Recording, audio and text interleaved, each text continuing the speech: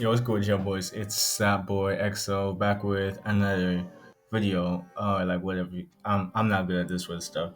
Basically, like this video is about like Mike awakening his powers early, and I'm not gonna like chat for too long about nonsense. Let's just get into the video for real.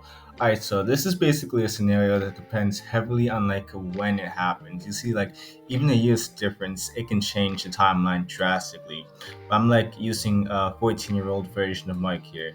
So like as soon as Mike awakens his powers or whatever, I think that Nolan he'll probably see this as a perfect time to go forward with his mission to take over Earth.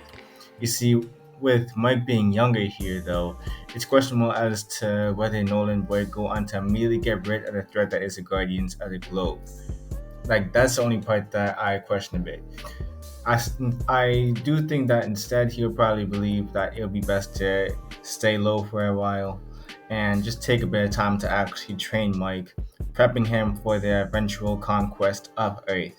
See, so he's probably gonna find out about Mike and him having powers and all that, but Nolan's interference that's probably going to prevent him from being able to do much of any influence towards Mike.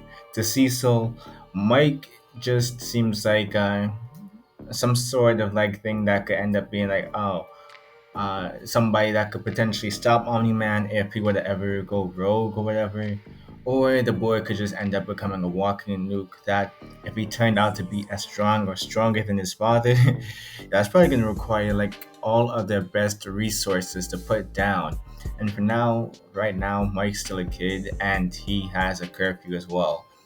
So by the time Mike would enter into the later years of high school, he's probably going to have gained a better grasp of his powers, although he'd struggle to keep them concealed at first. I'm not gonna lie, you see, it's unlikely he'll be bullied in this timeline or anything, since I'm pretty sure he's gonna use a bit of his strength to let people know, hey, I'm still top dog here, I'm top dog.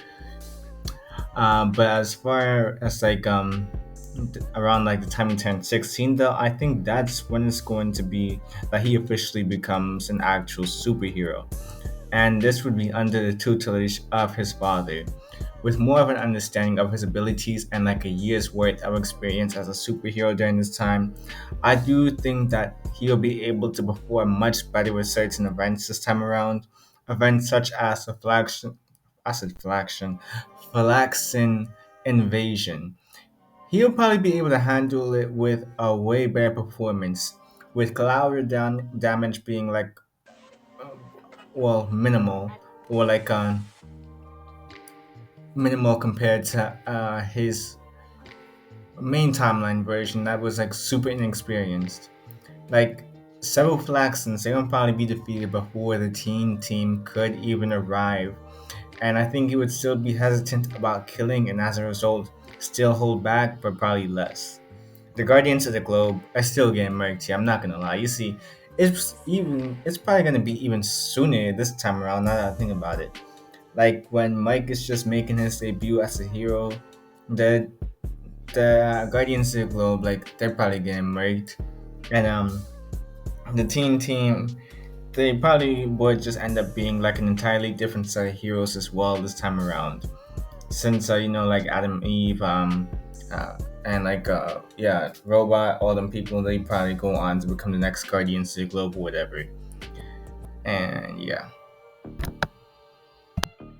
suspicion would be surrounding Omni Man throughout the year though. And with this suspicion, it would begin to form in like Cecil's mind that, hey, he might not be all that he seems. This suspicion would then go on to be placed on Mike during this time as well, and it'll be a question of whether he was fighting for humanity or not, since like Mike is still half human after all. I imagine that Cecil doesn't necessarily know like everything about Viltrumite still, and like how the like genes work. I mean, like, even when it comes on to like Nolan, he didn't even know his father's real agenda here either. So it's like a really big question of like what is going on. As for his high school relationships, that's probably still a mess here. Realistically, you see, William, he will probably still learn about Mike's secret here, potentially even earlier.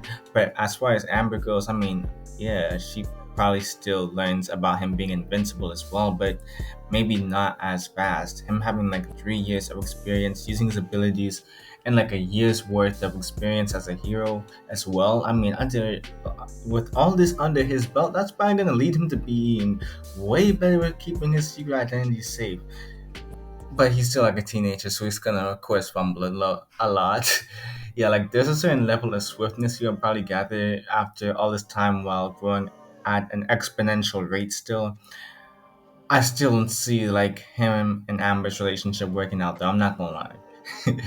Then there's like this whole reveal of his father being like the one to like make the Guardians to the globe and trying to get Mike to help him take over the planet, preparing it for like the Belgium Empire to take over. When that big reveal is like happening, this is when I believe there would be more of a moral dilemma for Mike here, since it wasn't like this was the first year he gained his powers or anything. For the past 3 years, he lived as a Viltrumite technically, trained by his father in combat and being able to use his powers properly. They would have had an even closer bond than before, but I do think that he's still going to go up against his father here, since majority of his life he grew up as a human and raised by his mother as well, a human. The whole mention of seeing her as a pet would probably throw Mike over the edge and cause him to crash out against Nolan. His performance will be way better here with him actually leaving some lasting damage on Nolan and not being manhandled as much.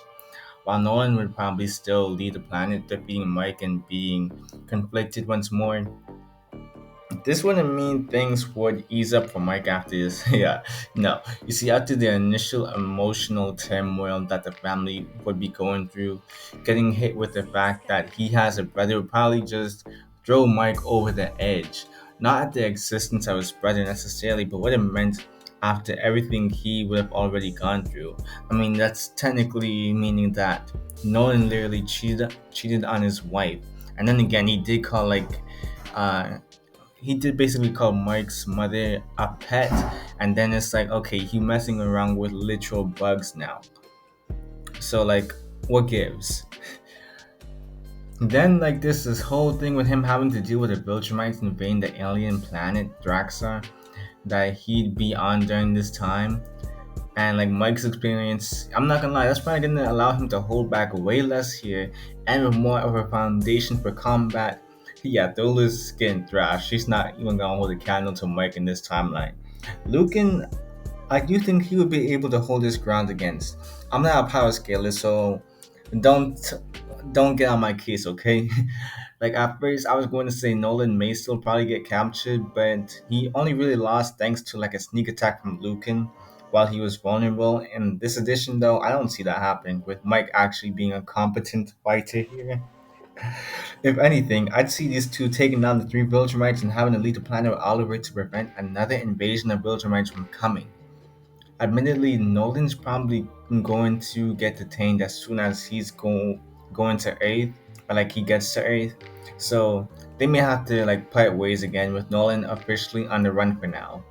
As for Anissa though, she's probably still coming to Earth to find out where Nolan is and to have Mike take over his father's mission this time around, with hopes of him actually being able to like be competent enough to handle such a mission.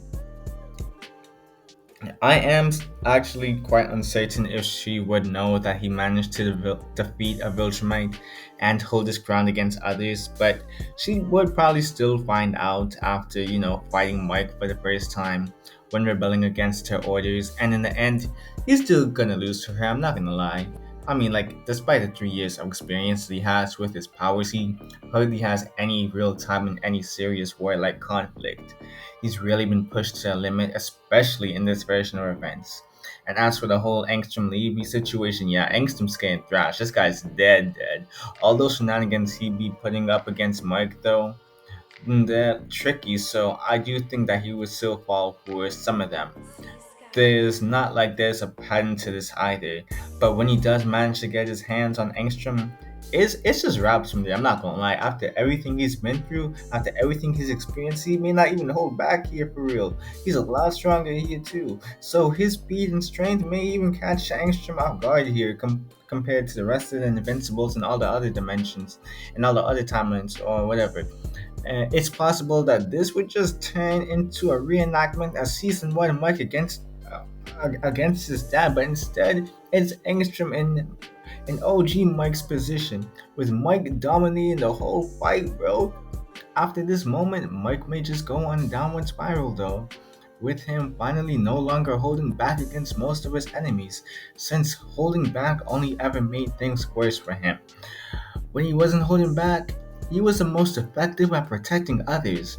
And there's a lot more content left, but that's stuff for like season 3, which hasn't been released yet, and even beyond that from the comics. So ain't much I can really do besides like just wait for like season 3 to come out and then season 4 and 5 or whatever. But beyond that, that's all I really got to say. It's that one guy named XO signing out. Peace.